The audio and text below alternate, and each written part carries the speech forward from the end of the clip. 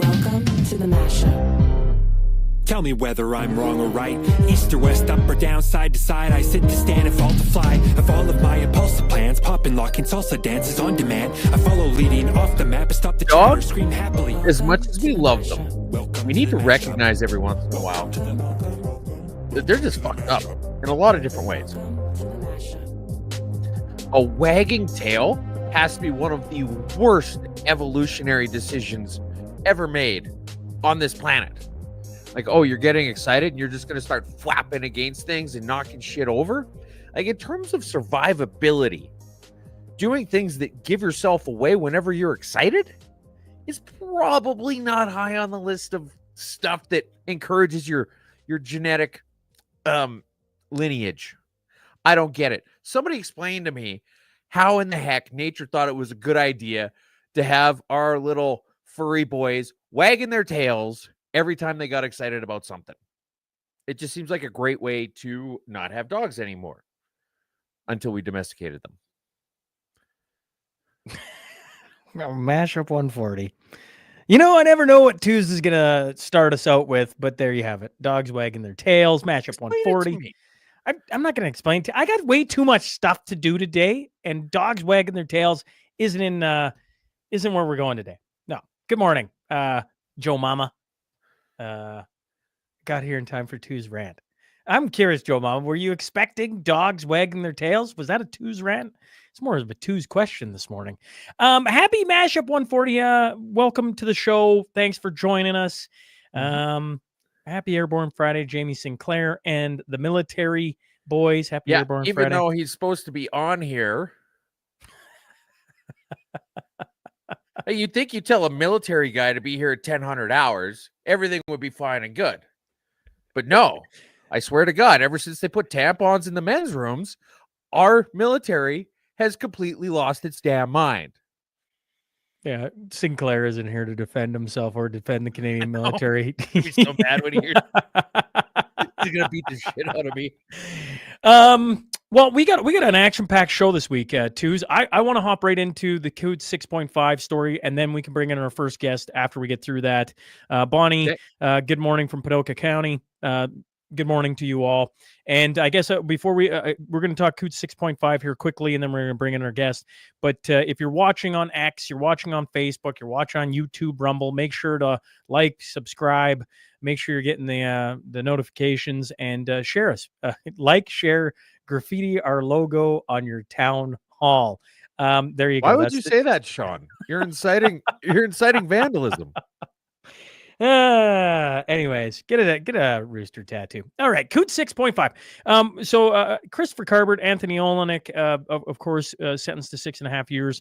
And one of the things we do is we bring up the different stories from across Canada and how they've been sentenced. So sentencing delayed for a Toronto man in a $36 million drug trafficking operation as he awaits to become first-time dad.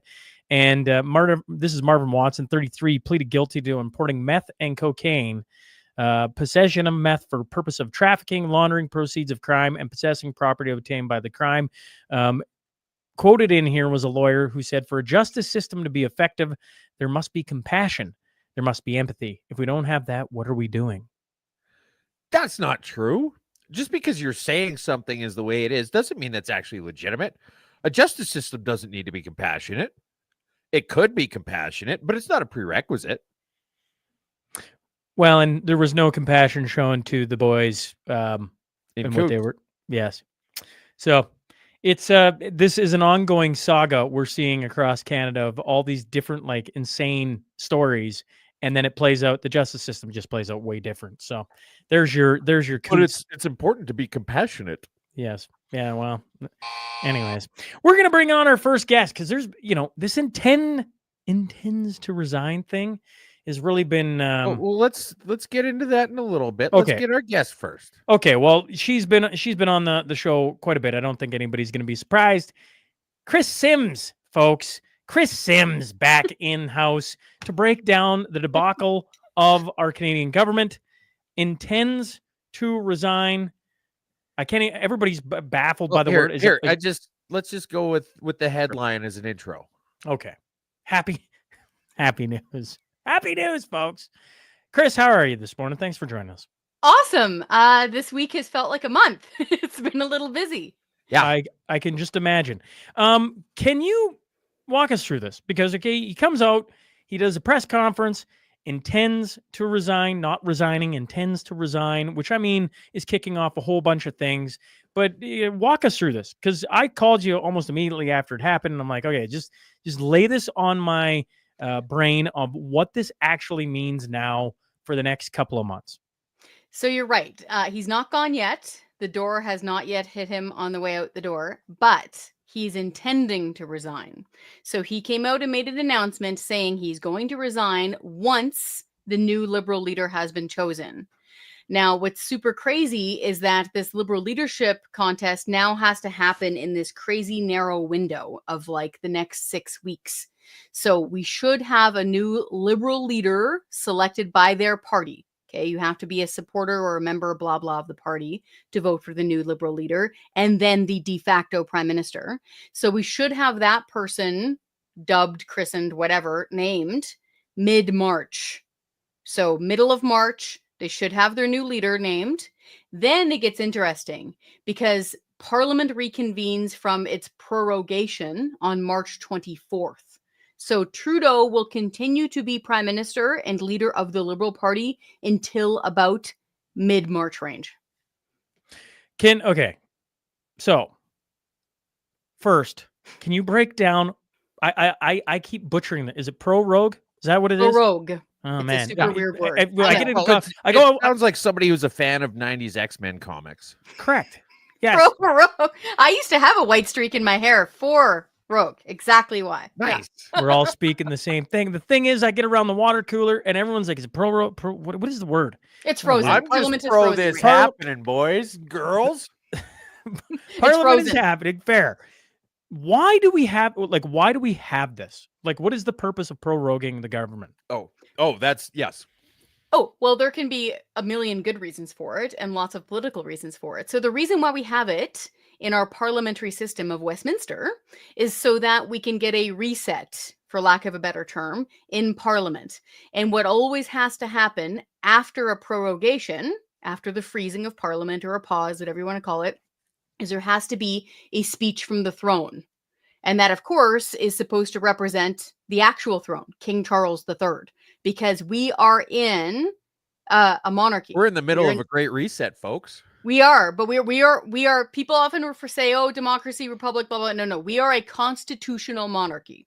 Okay, and so the purpose of prorogation is to stop everything that's happening in the Commons and in the Senate, have a reset, rewrite what you want to do, your next plan. So, say something has happened. Okay.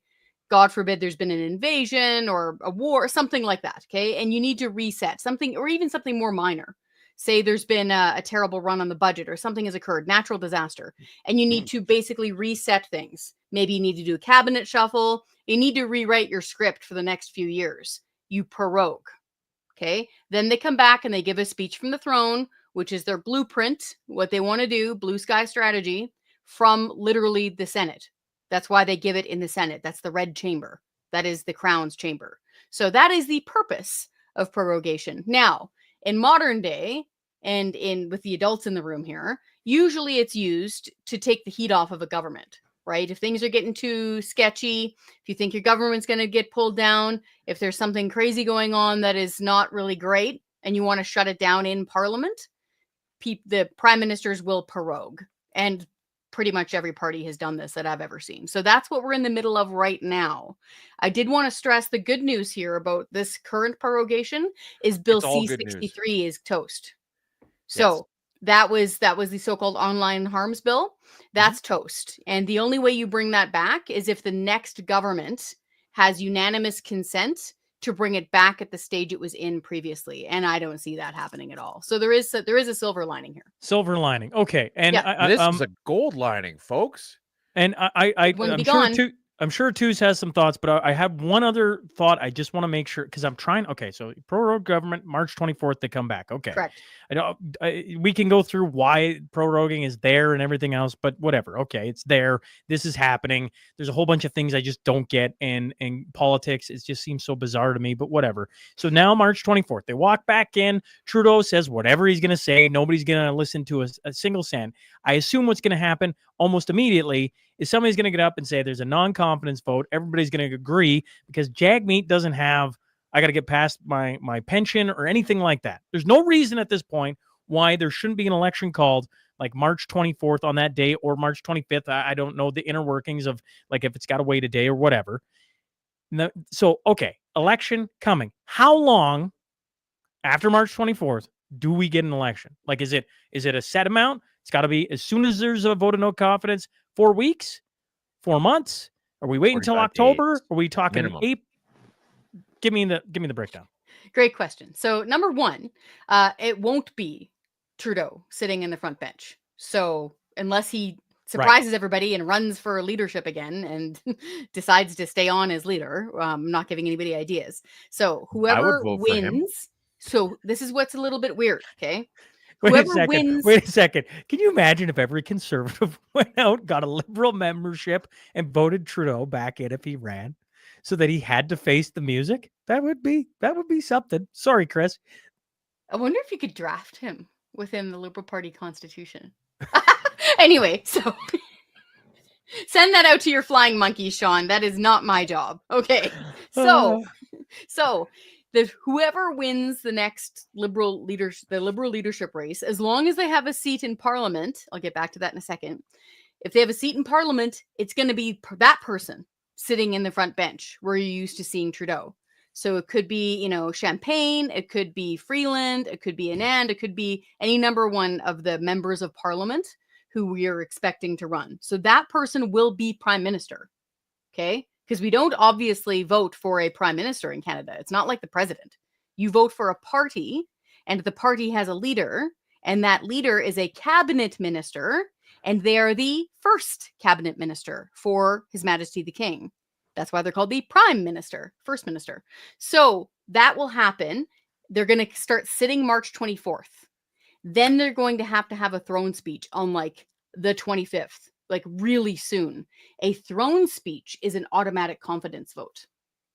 So if all of the opposition parties, including Mr. Singh, for surezies, actually votes against the government comes down. And if they don't vote against the throne speech, they still have a supply motion that they have to vote on.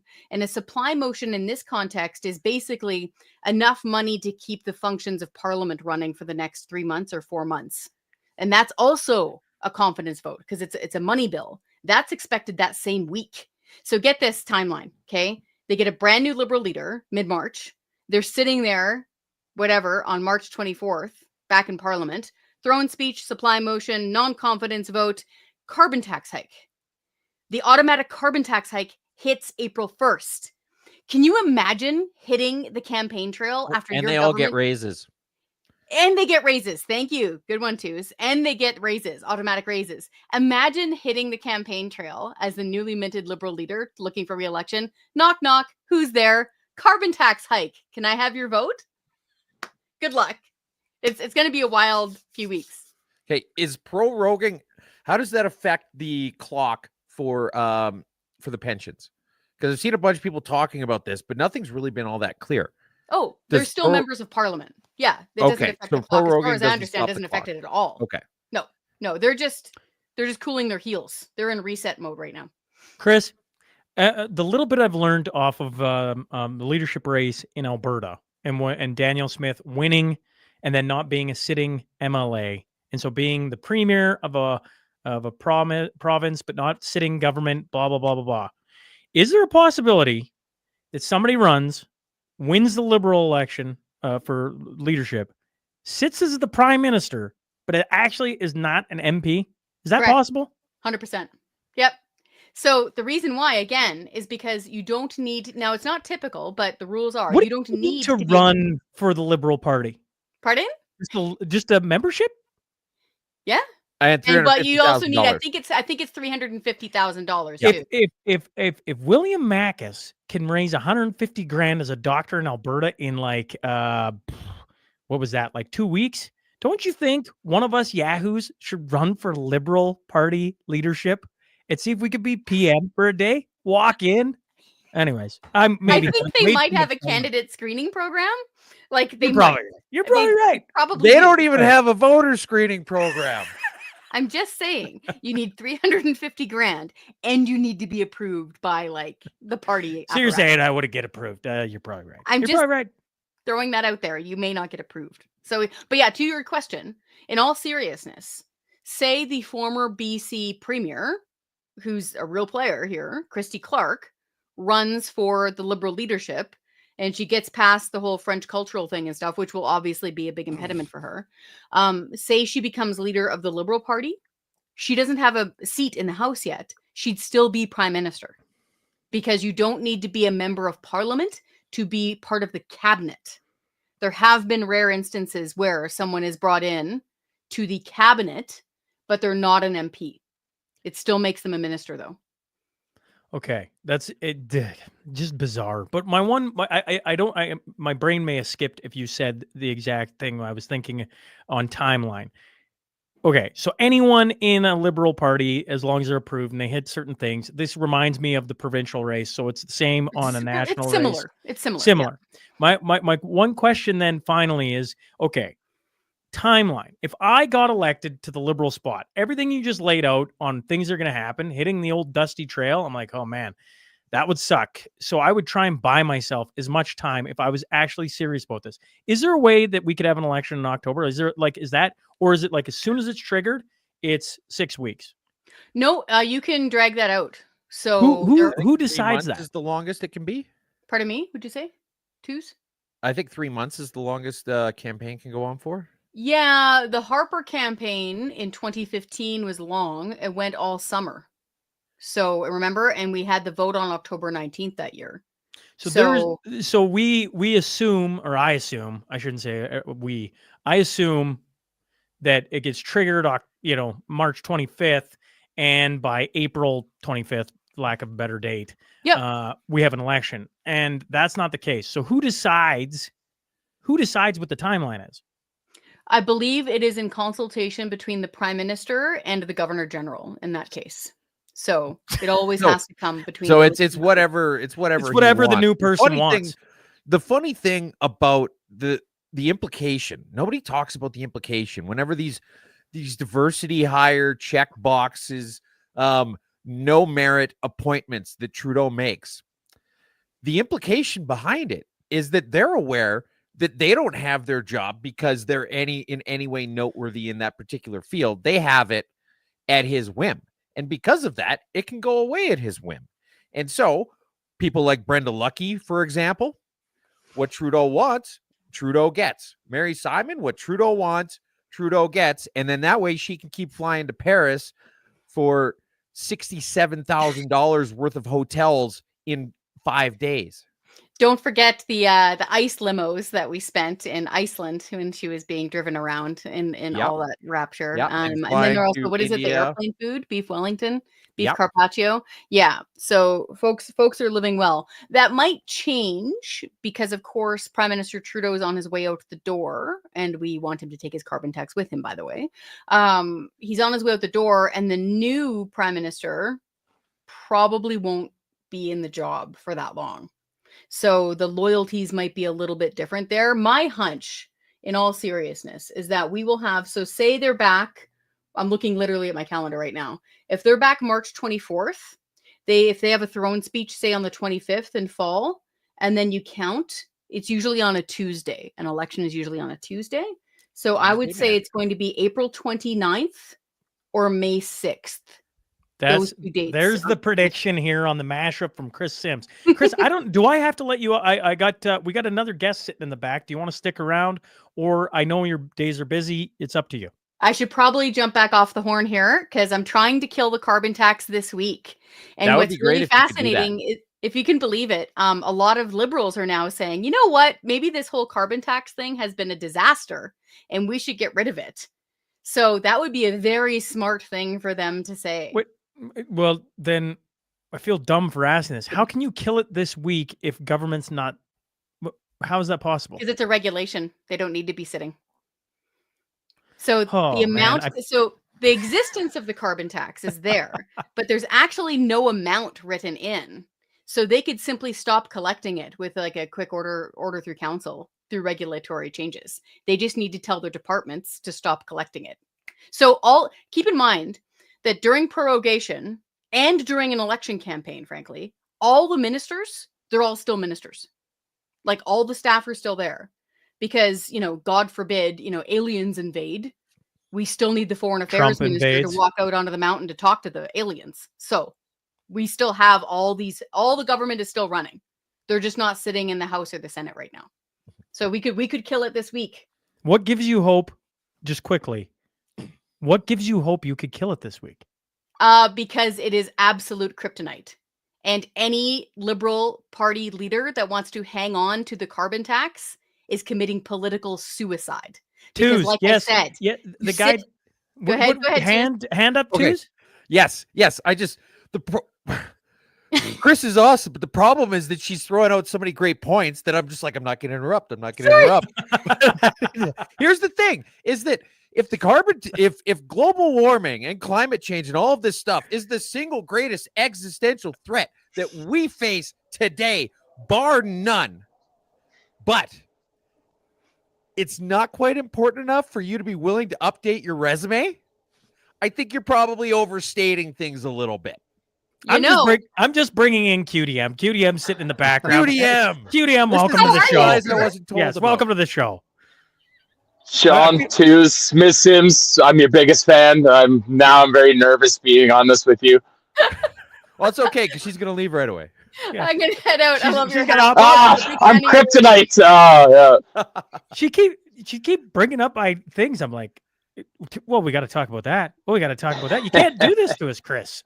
So, but you watch, even on mainstream media, Liberal MPs are running away from this thing. They're turning blue faster than a Smurf holding his breath.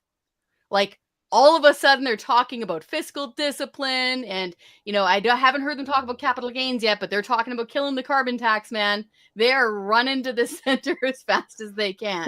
Well, technically, they don't have to talk about capital gains right now because CRA is just administering them in the way that they figure they should anyways without legislation on them, right? It's nice. It's just taxation without representation. No big deal. We haven't had wars over that. It's fine.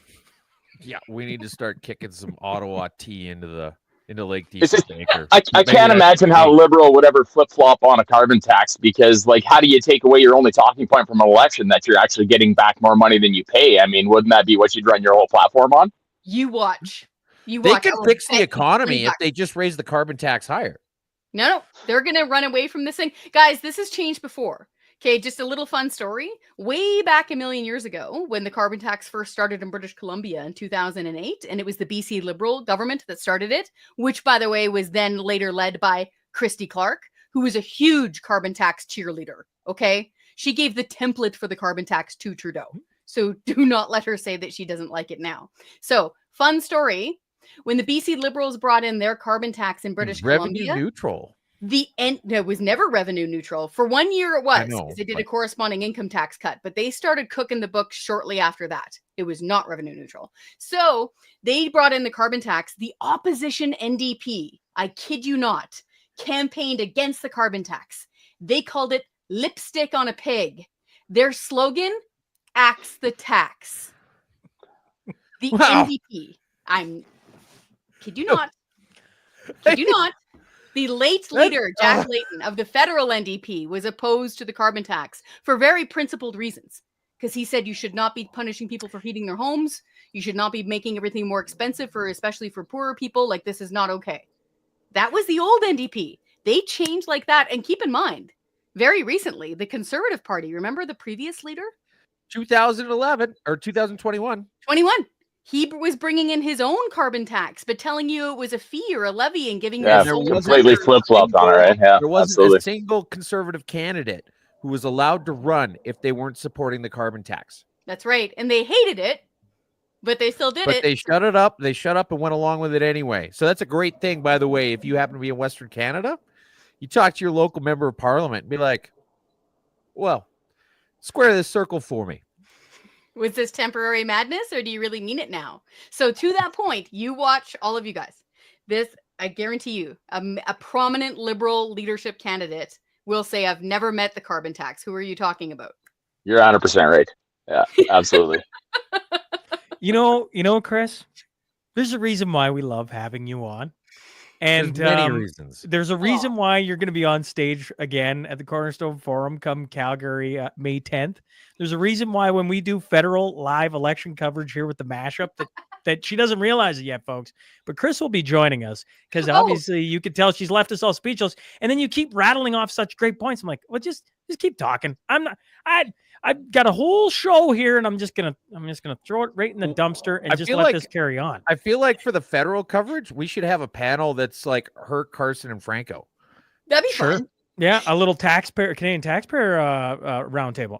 We can make it happen. Throw Devin in there too. Sure, we can make it happen. You want to have a group throw some numbers at you that'll drop your jaws. It's the Canadian Taxpayer Federation. Yep.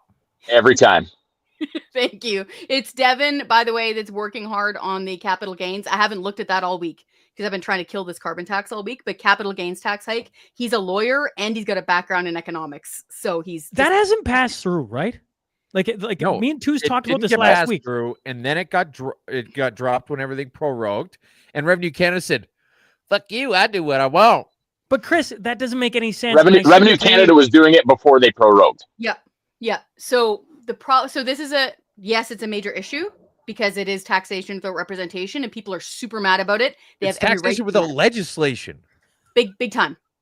So what happened? But this is a good indication of what we mean when we say there's permanent government.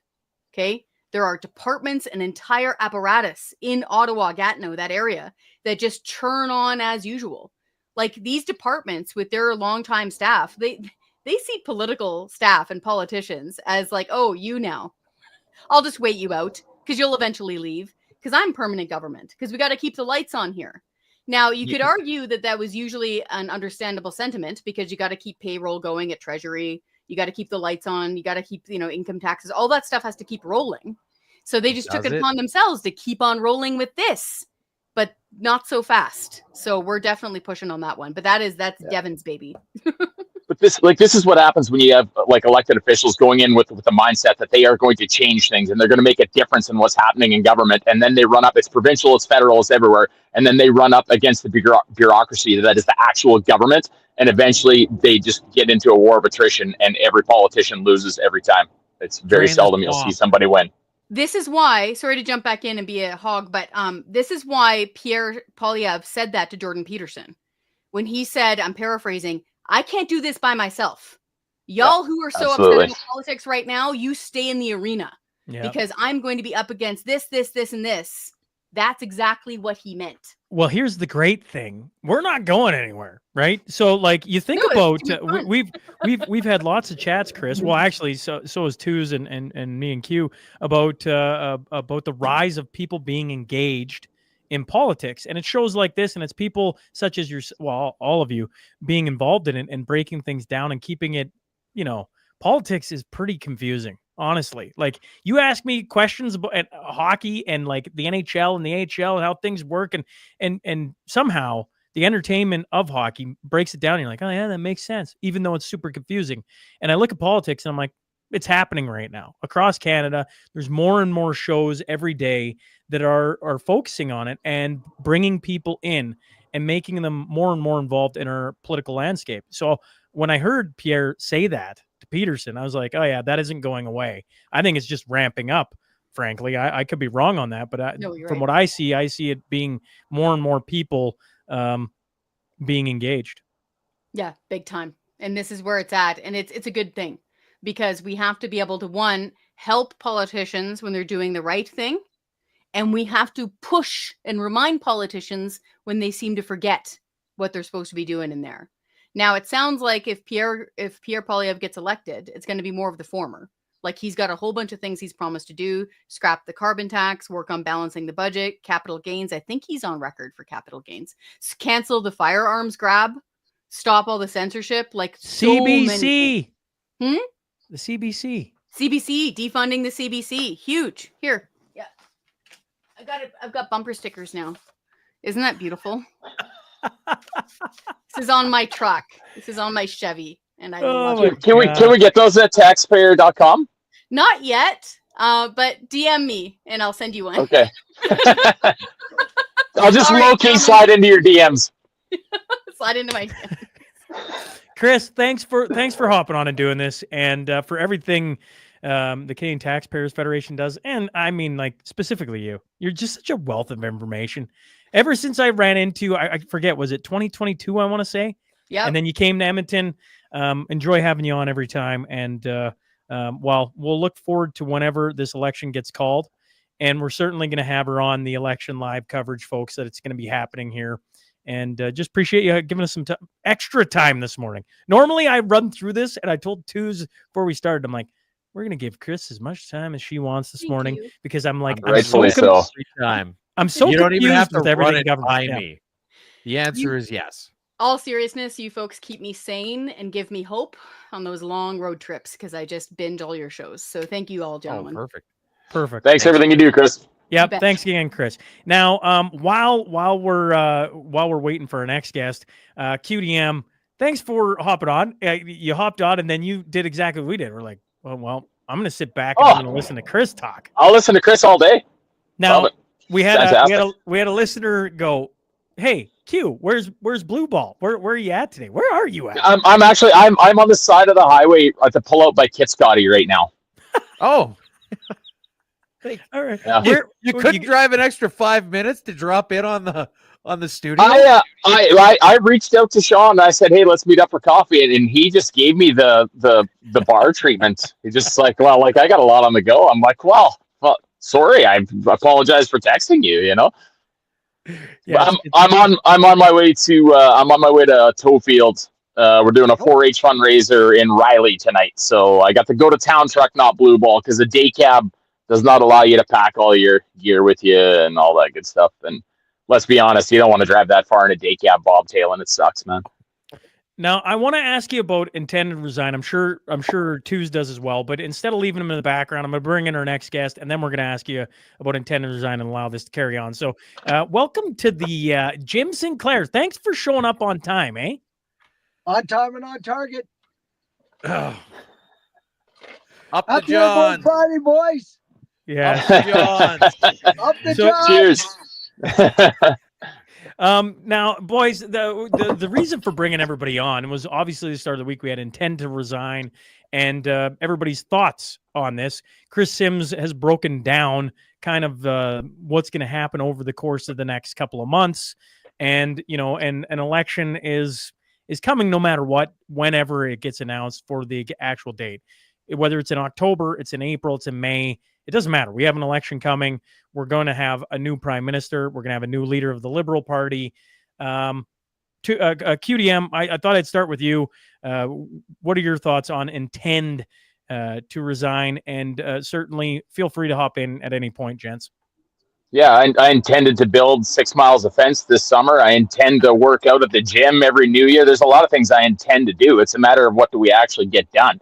And it's right as soon as he said it, it doesn't matter. They're going to run a leadership race, and there's a couple things. It wasn't the whole thing, but I mean, there's a few things that Poilievre said with his interview with Peterson. Is why are we held hostage as Canadians while the Liberal Party sorts their shit out? And there's no way they're going to sort their shit out. It's not happening. That place is an absolute dumpster fire. Everybody's jumping off of the ship. And the only people that are dumb enough to run for the leadership are going to, like you say, be 2-3 days as prime minister, and then they're going to get decimated in an election. I sent a tweet out about it. And Trudeau's not going anywhere. You watch him walk around like a smug prick that he is, being like he's got very important prime minister's work to do while his cabinet's meeting to get figured out what they're going to do with this dumpster fire they left him. And the first thing he does is he goes down to the U.S. and goes on all the left-wing media that he could find, CNN and MSNBC, and starts talking about some of the dumbest shit you could possibly hear a guy say. And he's just going to walk around and embarrass us for the next 3 months. And then hopefully something doesn't happen where he finds some sort of procedure that he just runs for prime minister anyways. Like, it's like saying it's like saying, I've got an STD, all right, and they're like, okay, well, we've got the cure How long for have it. you Well, had what it is it? for? Can I have it? No, actually, I've had it since 2015. Yeah, and then now I have the opportunity to get rid of it. But yeah, we've got the cure, but you're gonna have to wait for 3 months. And then once you actually get there, they're like, okay, well, we realize that you had chlamydia, but we're just gonna give you gonorrhea here now for another 3 months, and then maybe we might be able to get rid of it. Like, it's just, he's not going anywhere, and it's not going anywhere fast. And we're just gonna sit here and get completely steamrolled by the U.S. with tariffs and everything that Trump is doing while we sit here spinning our tires. And I don't blame Trump for doing what he's doing. It's like a wolf. He sees something weak and he's gonna attack it. Hey, do you mind if I jump in here real quick? Absolutely. Get in there. What you're here for, Jim? Okay, guys. Hey, we could sit around and bitch and moan about, why aren't we having an election right now, and that's going through the courts. Hopefully that gets sorted out because we got to start doing something.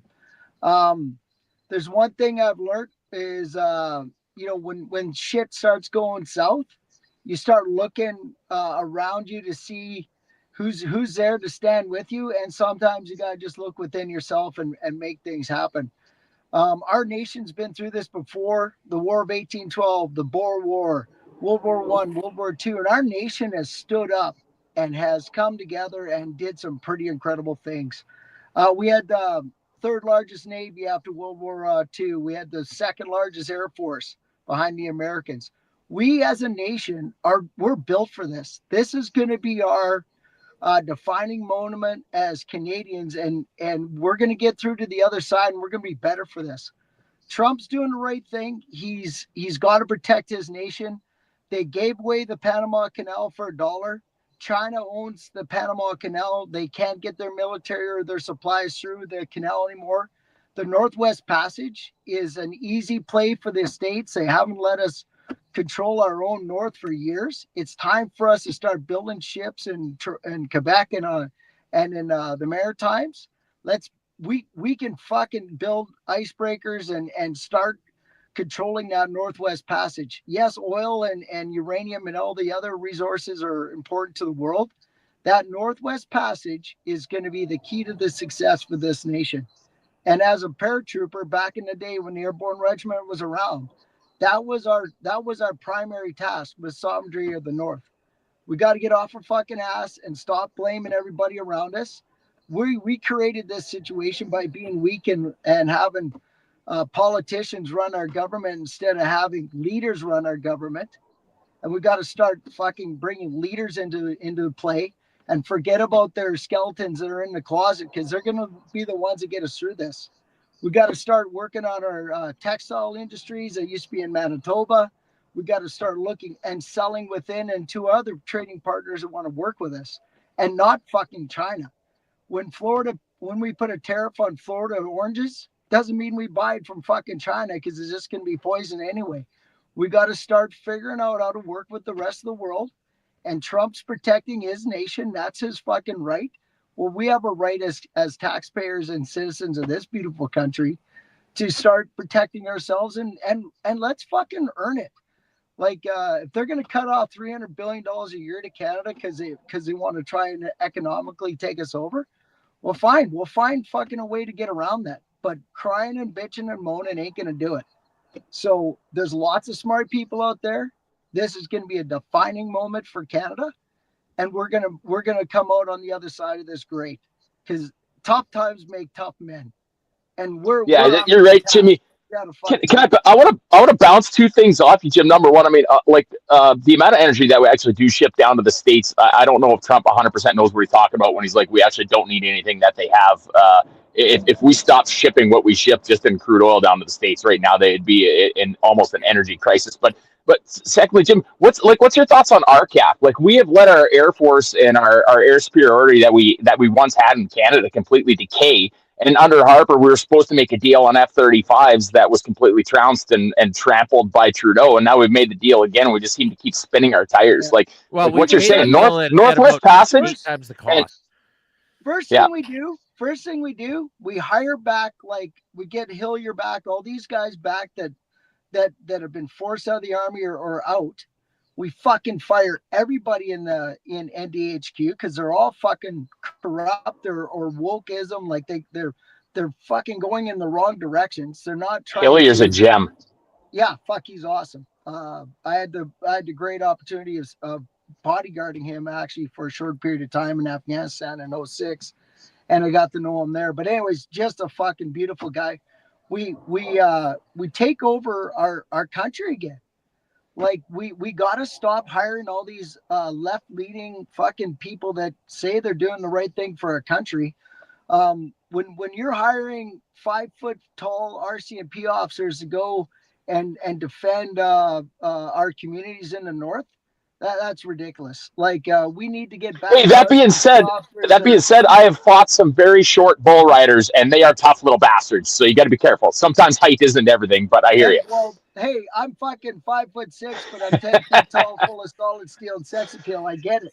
But when a 6'4" RCMP officer walks into a party or into a group of young men, that his size right there identifies that he wants some attention, and you're going to listen to him. All right. I've been short all my life and underestimated, thank God, a lot of times. But you don't command that presence and especially to criminals. They respect one thing, and that's violence. Like they don't want to be talked to nicely. You got to be able to relate with them, but you got to be able to deal with them on the other hand. That's now a different story. But that's basically how the world is. The world is going to steal everything from us, take away our future for our children if we don't stand up for ourselves. And this is a good opportunity for Canada to band together, and this is our World War II. We're ready for this. We just got to start looking inwards and start working together. Yeah, well said, Jimmy. I don't think anybody's really talked about how great this past week has been with this whole thing. This has been nonstop good news the whole time. Like, here, let me just walk you guys through this. So Trudeau shows up 15 minutes late for his own fucking resignation. Thank God for the win. It's out his front door. He couldn't even blame the goddamn commute. He's just lazy and entitled, and everybody else is at the whim of his leisure, which is exactly how he worked as a prime minister. I said this to like 10 people. Absolutely. Yeah. All right. And then. And thank God for the wind blowing his papers away. Yeah. Yeah. There's that. And so then he decides to freeball it like he did everything else. And then he decides to prorogue Parliament. He puts the interests of his party first and foremost above what's going on with Canada. And everybody's terrified. And there's some legitimate concerns about actually having somebody capable of mentally handling the job in the United States as president. And some things are going to change. But I think for the larger part, this is being way overblown by a lot of crazy leftist media. And so they're going and losing their goddamn minds because there's no one at the rudder in what's largely an overblown situation in their heads. And so they're like, well, where's Trudeau when we need him? Where is the Liberal Party when we need them? Well, they've shut down Parliament. They've shut down Parliament to try and clinch pensions and have a decent leadership race, because that is more important to them than effectively facing this unprecedented terror that is Donald Trump. And Trump had, hey, sorry to cut you off. Oh, no. When Trump had Trudeau down there and Trudeau came back and he saw the writing on the wall, and he knew he can't fucking do nothing to protect Canada. That's why he's getting out before shit hits the fan. The thing is, opportunity, like chaos creates opportunity. This is a great opportunity for Canadians to get control of the North, and to make sure that anybody going through our Northwest Passage, we're financially gaining from that. All the oil reserves, gas reserves, the fishing that's up there, we're going to be able to control it and manage it so the Chinese don't drag fucking drag nets through there and kill everything that's up there. This is great opportunity for us to be a nation, and I think we just got to start looking forward, put all that bullshit behind us, and fucking let's figure out a way to make this happen, because we can do it, and we've done it in the past. That's all good. I just want to the rest of what I was trying to say though is that you've got a guy who on his way out in his resignation speech blamed everybody else. Classic Trudeau. When he was a kid in kindergarten, somebody else shit his pants. It's been this way his entire time.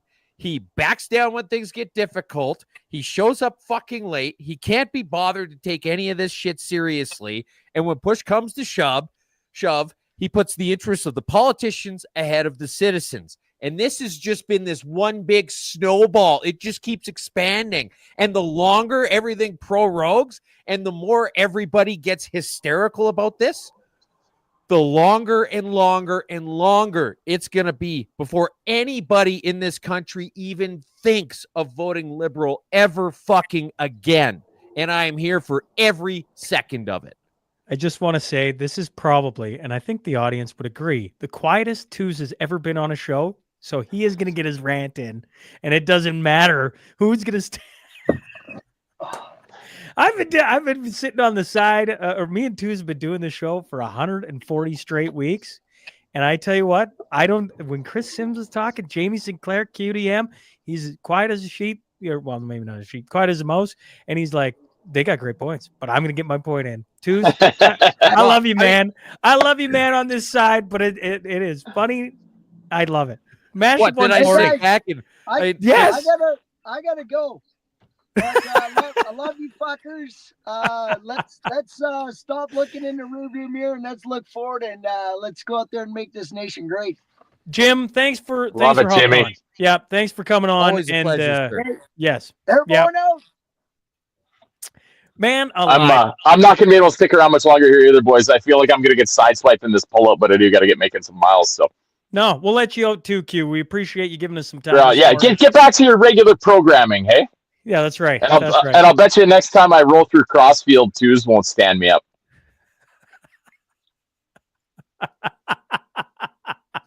I don't even know what we're talking about now. Where Twos does you just got Twos? I'll bet you. By the way, I'll bet you I'd text him rolling through town. He'd be like, "Yeah, hell, let's meet up, right?"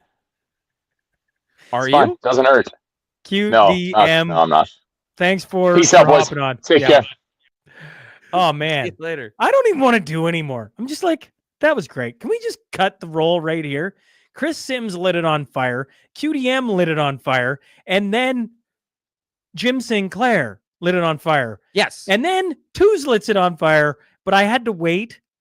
What was it? It's been 47 minutes for Twos to before 44 minutes. Said anything? Yes. Well, okay. I was like, you look at the lineup and you're like, of course I'm going to sit back and listen when these guys speak up. Of course. This has been a great day. Mashup 140. You know, okay, we were trying to put want to cover the news. Well, How about this? How about this?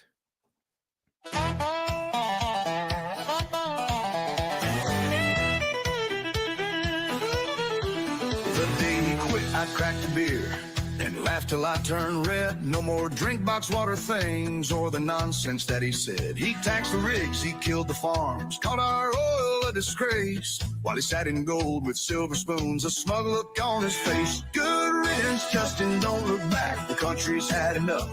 You broke the backs of working folks, but we're built strong and tough. Oh, Canada's done with your charades, your scandals, and your lies. The clown that ran this circus quit. About damn time, goodbye.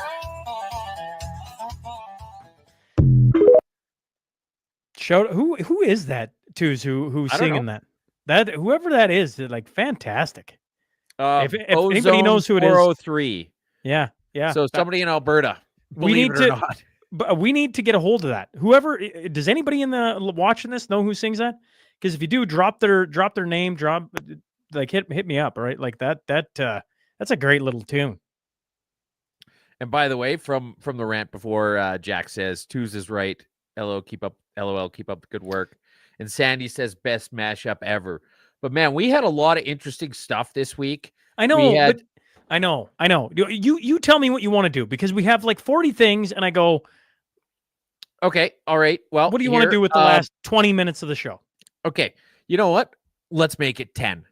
All right, Dairy Queen in BC somewhere says Trudeau resignation special $2 burgers, and then they get a bunch of pushback on social media.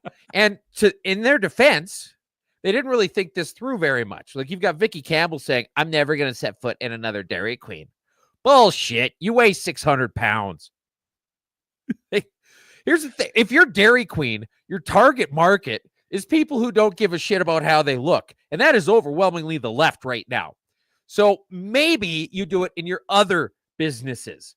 All right. But then they did a follow-up. They said Polyev for PM, poutine $5.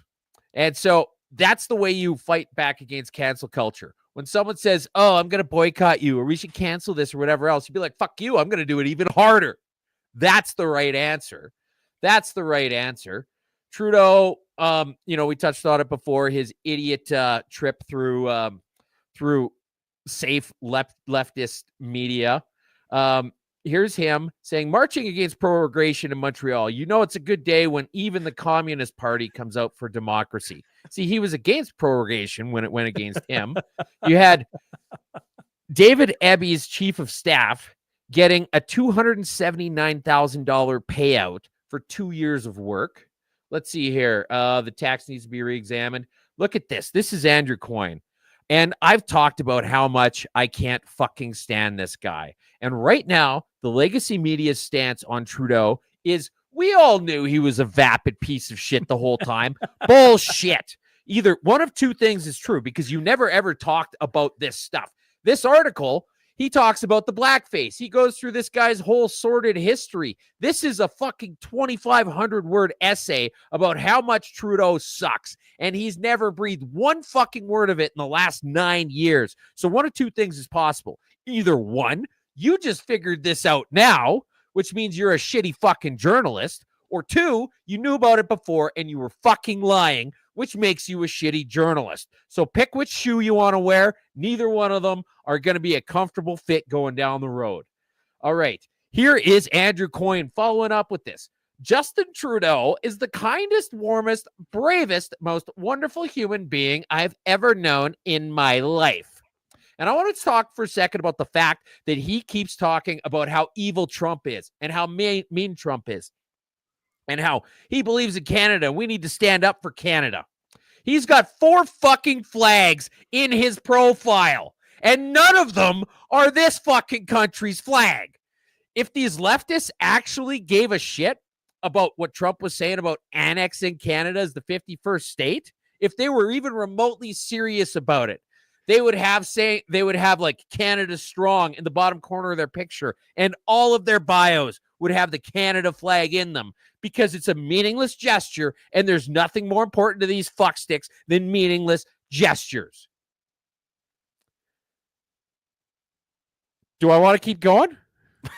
I'm enjoying. I'm like, maybe I should have guests on every time to bottle Tooze up. To talk for the first 45 to minutes. The bottle up. He's just like sitting there, and now he's just like straight fire. I'm like, well, I don't even know what you need from me.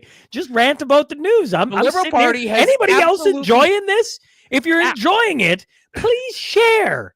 Please share it wherever you would like, because I'm sitting here and it's been straight fire from we opened up and then here we go. And I'm just gonna go back to what else is irritating Tues today? Oh, I'm loving this part. This is great. So the Liberals, because they're fucking idiots, have absolutely no vetting process at all for voting in the leadership. So anybody can become a member, and it's absolutely free. And so people have been going on and registering their pets. Here's this guy. I want to share that my dog will be voting Canada's next prime minister. Isn't that great? Her vote, by the way, is totally for sale. Classic Liberal. But they welcomed Poppy to the Liberal Party of Canada. This girl registered her dead dog, which is half on brand for the Liberals, Fozzie Bear. And so that dog's part of the Liberal Party of Canada. And then this one's extra good. I gave the address for the Chinese consulate in Ottawa, and just like that, Xi Jinping was signed up to vote in the Liberal leadership race. We love to talk about how the NDP are not a serious party. The Liberals are not a serious party? Fucking retarded, man.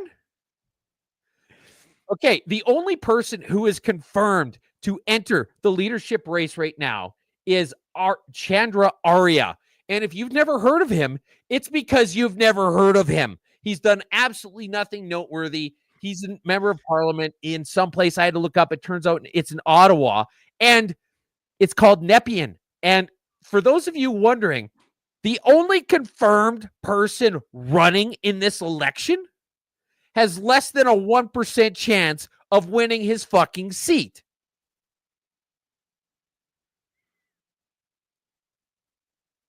And the other noteworthy thing happening out right now is that a bunch of old pictures of Mark Carney hanging out with Ghislaine Maxwell came out. So there's that.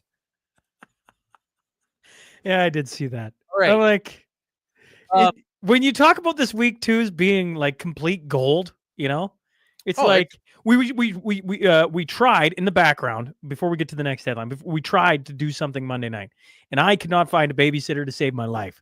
And so we pushed it off, and then this is why we're doing it this way at this time this morning, folks. Because there's been a lot of people reach out like, "Are you guys going live? You guys should go live." And instead, we had to wait till Friday. And the thing about it is the week didn't slow down; it just sped up with the absolute stupidity that's been coming out of the Liberal Party. And you're hitting it the nail on the head this morning. Now, would you like me to get to the next headline? Well, yeah, let's blow things up a little bit, shall we? Get vaccinated. All right. Now, I don't know if anybody saw this or not, but a 19-year-old woman experienced significant breast hypertrophy starting 1 week after receiving the Pfizer COVID-19 vaccine in September 2022. And she got giant boobers. Over 6 months, her breast size increased from a size B cup to a triple G. I talked about this years ago. I said if you want people to go out and get vaccinated, instead of saying there's no side effects, you say there's a small chance of incredible penis enlargement. I didn't think of breasts, but I said, like, if you actually want people to go out and get vaccinated, you'd be like, look, there's a very negligible chance that your penis will quadruple in size if you get this vaccine. And boom, everyone's going to have their QR codes. And it never fucking happened. But now it's happening with the mammaries. And if people can't read that, it says the Pfizer boob job, a case of unexplained gigantomastia.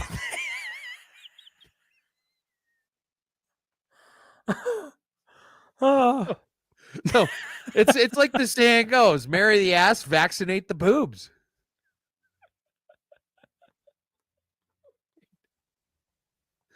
What Blacklocks totally lit it up this week.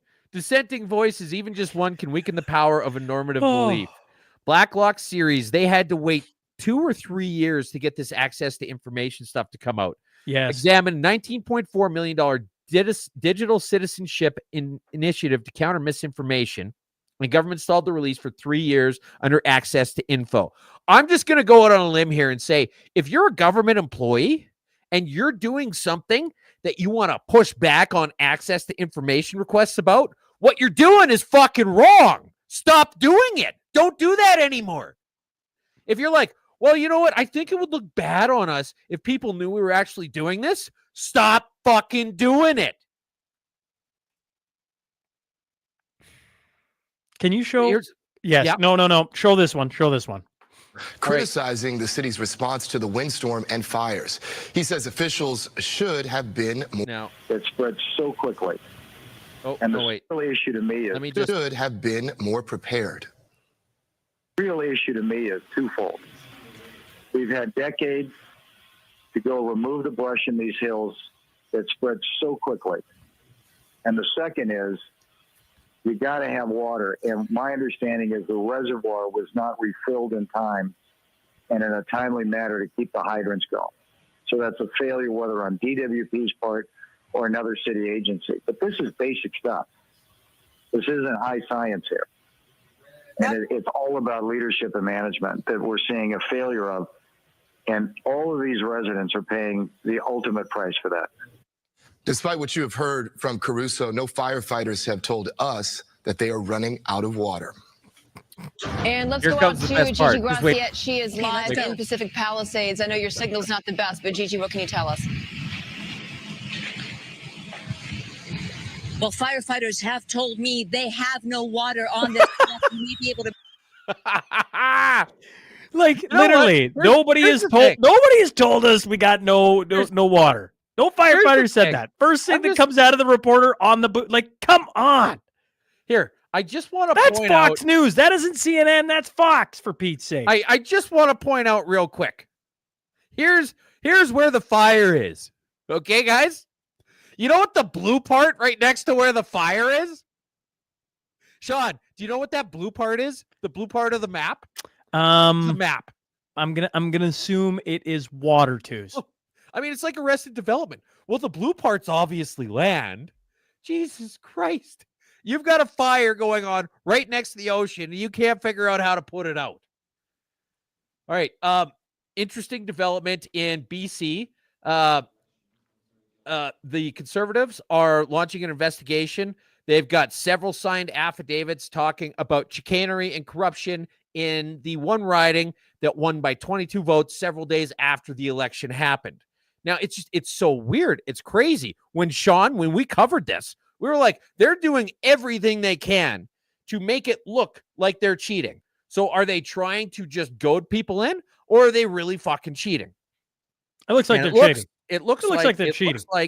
Like when you've got this, they've got a mountain of paperwork backing up all of the shit that happened in this riding. There was somebody who voted twice. They went into one person said they never voted. It's Surrey Guildford that's the riding in that they're pointing out where they lost by 22 votes. That's what they lost by, and it took a week of delaying to realize that maybe they were, like to sort it all out. And now 2 months later, they're like, "There's a mountain of evidence. Here is our mountain of evidence that this was bullshit." Okay. Other thing, Goody Hutchings, Liberal MP in Newfoundland. Minister of Rural Economic Development. Yes. So not just an MP, pardon me, but a minister is also saying that she's not going to run again. And believe it or not, it's because she wants to spend more time with her family. All right. Alberta UCP votes to boost MLA pay, taxpayer funding for their caucus. It's a mixed bag. I didn't realize this, but they haven't gotten a raise since 2013, which means by implication that Rachel Notley, the NDP, were in power for 4 years and never gave themselves a raise, which is shocking, isn't it? Yes. Like in fairness, if people are wondering, well, how much do they make? They make the annual salary, base salary for legislator members is $121,000, and that's if they aren't doing any extra responsibilities like cabinet positions. Yeah. So, like 10 years is a long time to go without a raise. But at the same time, I've basically gone 10 years without a raise. And I feel like there's a lot of people around here that have done the same thing. And $121,000 plus all the benefits that come with it ain't a bad wage there, twos. Yeah. All the things I was always told was that politicians don't make that good of money. I'm like, well, in a lot of circles, but they're not paying out of pocket for anything. Correct. And $121,000 isn't a terrible salary by most standards. Yeah. And so you're like, yeah, okay, you haven't given yourself a raise in 10 years. And it's only $121,000. And I get the fact that people like Shane, for example, took a big pay cut to get into politics. Right. And so, but at the same time, this plays a lot better. You don't have any shortage of people wanting to get involved. And this plays a lot better if you'd be like, yeah, we had a $9 billion surplus. And the NDP's speaking out against it, but not enough that they're going to turn down raises. Yes. Show the Elizabeth me. No, I want you to play this entire thing. I don't want. Oh God, you don't want to. Why not? She's literally a drunk idiot, Sean. No, I say we add fuel to this fire, and oh my God. Okay, I'd like to apologize for the next minute. If you're listening to this, I strongly recommend that you skip out on the next minute. Just hit the 15-second forward button 4 times. And if you're watching this live, I'm goddamn sorry. I tell you what, we're the only podcast that's going to tell you to skip. You think we want to be the 51st state? Nah, but maybe California would like to be the 11th province. How about it? California, Oregon, Washington. You've got geography in common with us. And not only that, we've already got a carbon trading system between California and Quebec. We've got some strong alliances on our West Coast from British Columbia. There's been a lot of academic papers. This on that. lady, So California. this is the state of politics in Canada right now. Washington State, Jay Inslee, and newly elected. Okay, I'm just going to call it right here. Sure. So this drunk idiot bitch, who, by the way, is American.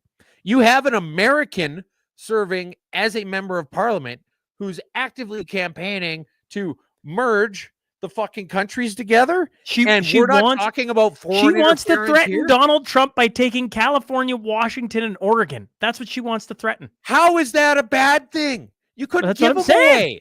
What are we going to trade for? What are we going to trade for California, Listen, Oregon? we and literally Washington? sat on Are we here gonna give them twos. Nova Scotia. We literally sat on here twos, and you're like, if Alberta became the 51st state, what would they trade? And Americans are like, well, we trade Canada, all the West Coast. And you're like, Elizabeth May is making the case for them, right? She's like, yeah, we'll gladly take those 3 states. This, if she was to write a book about this, and this whole Donald Trump thing, she would call it the art of the shitty deal. This is goddamn embarrassing. No wonder this idiot is projected to lose her seat. She's going to announce that she's going to spend more time with her family too, by the way. BC Winery fined $118,000 and permanently banned from temporary foreign worker program. They actually signed up under the temporary foreign worker program a shell, like not a shell like an umbrella company, but just a fake fucking company with the same address as the vineyard, so that when that got shut down because they knew they were going through a bunch of bullshit, that it wouldn't sully the name of the actual vineyard. Okay. And they are the second of only 2 companies ever since the temporary worker program has been instituted to be kicked out of it. Kevin hits the nail. Elizabeth May calls for Diagolon. We got the greatest audience in the world. You guys are We sharp. absolutely do. Oh my goodness. Say what you want about Justin Trudeau. There's still no arguing Canadians have become wealthier while he was in power. No, we fucking haven't. Everything got more expensive. That doesn't mean we actually gained any wealth. Okay? Oh man. Right? If you're saying that Canada has become wealthier through record deficit spending, off the charts fucking inflation, flagrant government hires, and fucking preferential treatment to we charities and SNC Lavalin, that's like saying you've got giant tits because you got vaccinated. And here's actually Adam Zivo broke down exactly where all that went wrong. Yes. Here's another one from Oh him. man, this plans to BC give safer supply fentanyl to minors, and To parents won't have a minors. say. If you're a minor, you can't buy a pack of smokes, but you can get addicted to fucking fentanyl. We need to bring back children's smoking. We need to be more like fucking Quebec. McDonald's is rolling back diversity, equity, and inclusion. Taxpayers are angry, concludes in-house Revenue Canada focus group research finds Canadians feel gouged by a greedy and wasteful government. Did you really have to pay to have that fucking study done? You fucking assholes. Some co-vindication. Yeah, right here. This is Ottawa detective facing disciplinary action related to investing in infant deaths is taking Canada State broadcaster to court. That's Detective Helen Gross, who finished testifying before a long-running disciplinary tribunal Monday, suing the CBC for $875,000. And I hope it gets a fucking penny. Yeah, I hope it happens before they get defunded. And then the other one in co-vindication is Alberta policeman disciplined for speaking at Freedom Convoy rally has suspension overturned. Punishment was, quote, not justifiable, says judge. So, yeah, there you go. I like how you you know what I love? Everybody gives me a rough time how I pronounce stuff. Justifiable. I like how you drew that one out, twos. Ah, man, right. Here you go. This is a cool story. This is that you skipped right to happy news. No. That So let's go through. You want to go through these? Okay. All right. The goofy Canada news. surprisingly beat Japan 17-0. This is women's hockey. Yes. So anyway, let's see here.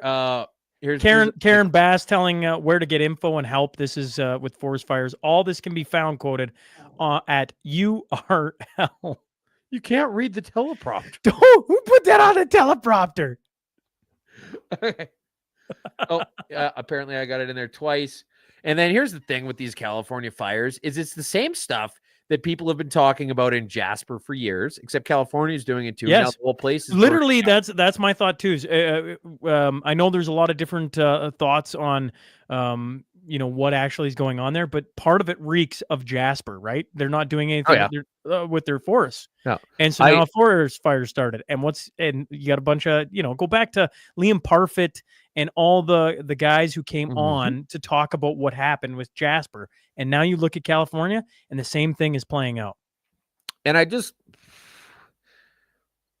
as much as it sucks, I do appreciate the fact on some level that they voted for this and now they're getting it. They wanted to have these people in charge. And the implication of it is that situations like this happen. Libs of TikTok says, don't you hate it when climate change appoints a DEI hire to run the fire department, gives away fire equipment to Ukraine, stops critical controlled burns, defunds the fire department, refuses to build more water reservoirs and store water, cancels fire insurance, mismanages forests and brush, and fires firefighters for refusing an experimental vaccine? Like, what did you think was going to happen?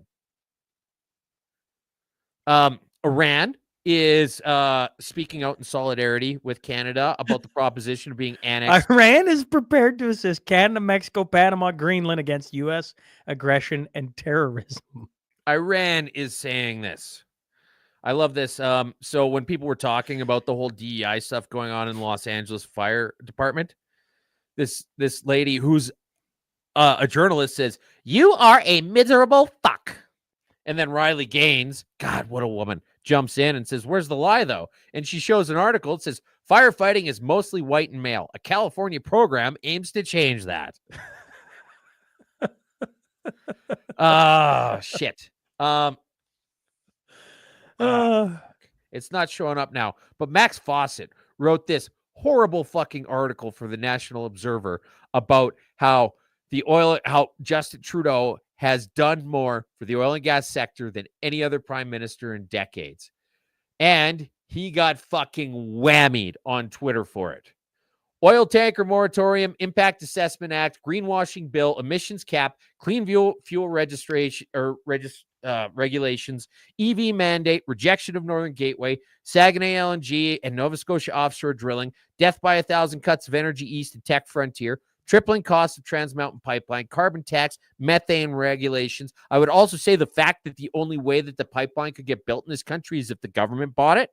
And then also there's no business case for natural gas. Max Fawcett, before you skip over there, I don't know if you read it, though. He wrote one of the deepest ironies is that he did you read that? And it was one of the deepest ironies was that he gave the oil and gas sector a boogeyman. He's been the best prime minister for the energy sector in basically ever. That's what Max Fawcett said about Justin Trudeau. Anyways, that's Max Fawcett getting way too much time on this side of things. Why do we want to defund the legacy media, Sean, when they spit out shit like this? One of the other interesting things that happened is that now all of a sudden with this whole Trump's going to annex Canada is that everybody's pro-gun. No guns in Canada retweeted, "I'd sooner take up arms and die fighting for Canada than become part of the United States. I'm friggin' serious." And then somebody else pointed out that they tweeted, "No guns in Canada." A Twitter account called "No Guns in Canada." Understand that for a second. When faced with the prospect of becoming part of the United States, tweeted, and I'm serious, "How fast can Canada get nukes?" No Guns in Canada wants to become a nuclear superpower. You can't make this stuff up. This is why we bring it on the show, Twos, to try and make sense of things that cannot be made sense of. I don't know if you watched this video, Sean, or not. Yes, I did. The Ohio guy says he's tired of cars crashing into his house. Come experience his personal nightmare. So there used to be a guardrail up in front of his house, and the city took the guardrail down. And now, on a regular basis, cars crash into his house. Correct. and the city put up a couple giant rocks, but people don't always hit the rocks. Sometimes they go around the rocks. Multiple people have hit the rocks, and his insurance is through the roof. And they said, well, if this happens again, we won't be able to insure you. And it's really simple. All they have to do is put back the guardrail. For people watching, just a second, for people watching the live stream or watching after this is put out, listening, listening, or watching for that matter, it's the house at the top of the screen, right? So the people are driving through the stop sign and like right into his house. T intersection, and people blow through it sometimes. Like when a high-speed chase literally ended in his fucking living room. A 74-mile-an-hour car ran into his goddamn house. And all the town has to do is just put the barricade back up. That's all he's looking for. Just put up the barricade. Oh man. And then we go on to they blocked my calls. This Ohio man accidentally bought an entire street for $5,000. Now the city wants it back. And they only want to give him enough money. So he bought a house and then realized afterwards that he bought the entire whole street. And they're like, okay, well, we want it back, and we're just going to pay you back for the house. Yeah, we screwed up the first time, but we're just going to pay you along the same lines of how you bought it. And he's like, no. You got to pay for the whole damn street, motherfuckers. And we know how Twos loves a good headline. So here's a New York Times headline. Meta says fact checkers were the problem. Fact checkers ruled that false. Yes, that actually had the head of Babylon Bee saying, whoever wrote this headline, we will give you a job. And he was complaining on Twitter. He's like, how the hell did the New York Times beat us to this headline? So basically what's happening now is because Harris lost the election, Facebook is now going to go to community notes. Correct. Tell me if any of this sounds familiar. They're getting rid of the fact checkers who get everything wrong, and they're going to go towards community notes. That's good news. It's good news. It is good news. It's funny because the people who are like, oh yeah, I don't like Twitter because it's not a safe place for people who want to spout bullshit. Well, guess what? None of them are going to be like that anymore. Musk has literally upended the entire business model, because you have to look at that and say that the only reason why they're doing this is because Twitter has been eating their lunch. There was a trans dude, chick, whatever, it doesn't matter, has a penis, pretends she doesn't, he doesn't, however you want to put it, was bragging about finding a loophole and getting the driver's license with the wrong gender on it. In Florida. Does a TikTok video about it. And then the government thanks her. And then the DMV says, thanks for pointing out this error. We'll close it up. You a new driver's license correcting the mistake. There's the Ohio man, the fact checkers. And here's the happy news. Yep. Other happy news. Show the video. So this is Ozzy Weisblatt throwing a puck to his hero, his mom, Kim, who is deaf. And I want to rewind the clock here in Alberta. People may remember a kid named Ocean Weisblatt being on a frozen ice surface, a pond, during COVID and getting arrested. This is his brother and his mom. I don't know if you knew that too. So I assume you Ocean did. Weisblatt, the guy who was just skating around while the ineffectual police was trying to tackle him and take him down, and he's just ducking and bobbing, and they're looking like a bunch of idiots because he had the audacity. He didn't care about grandma's life, and so he went skating outside. And then they dumped around. Remember, they dumped sand and like stones on the ice so kids wouldn't be able to skate. What a wild story. Kim worked multiple jobs, it says, to raise Ozzy and his 4 siblings, giving everything to support their dreams. And last night, as a family, they got to celebrate making that dream a reality. That was good for them. Pretty cool story. I don't know if anybody's had as much fun on 140 as I have. I think this has been a great episode. Everybody, thanks for tuning in. We got community notes. I suppose we got to do community notes. Anybody got community bits? Anybody community notes out hit there? Them real fast. Hit them real let's fast, hit them real folks. fast. May 10th, the Cornerstone Forum is going to be in Calgary, Alberta. And that's going to have Martin Armstrong, Tom Luongo, Alex Craner, Chuck Product, Chase Barber, Kalen Ford, Matt Ayer, Ben Parent, Rod Giltaka, Kris Sims, Tom Bodrovics. Twos is going to be in attendance. Jim Sinclair is going to be in attendance. A whole bunch of people are going to be in attendance. And we would love to see you there. That's going to be a fun event. Michelle Krieger says we're both on top form today. I didn't do anything. I literally sat back and And maybe that is me being on top form. Sean, just shut up. Okay, fine.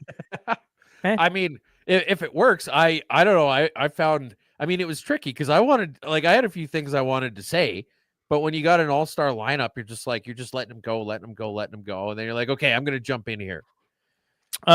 Sword and Thistle Highland Dance annual Robbie Burns in January 25th in Vermilion. Roast beef supper followed by Highland dancing.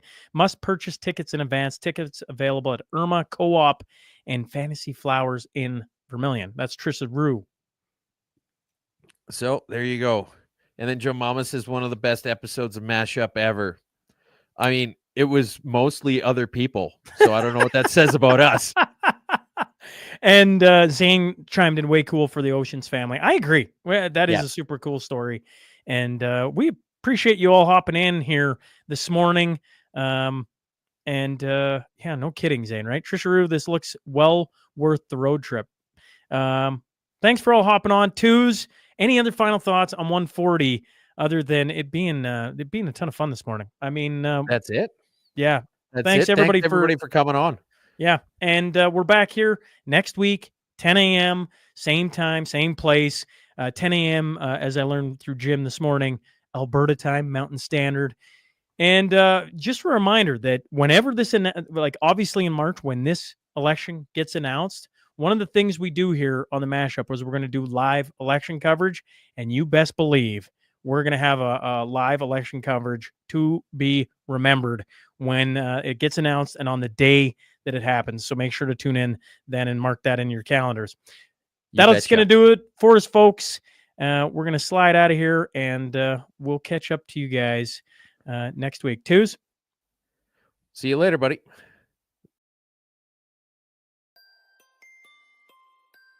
Welcome to the Mashup.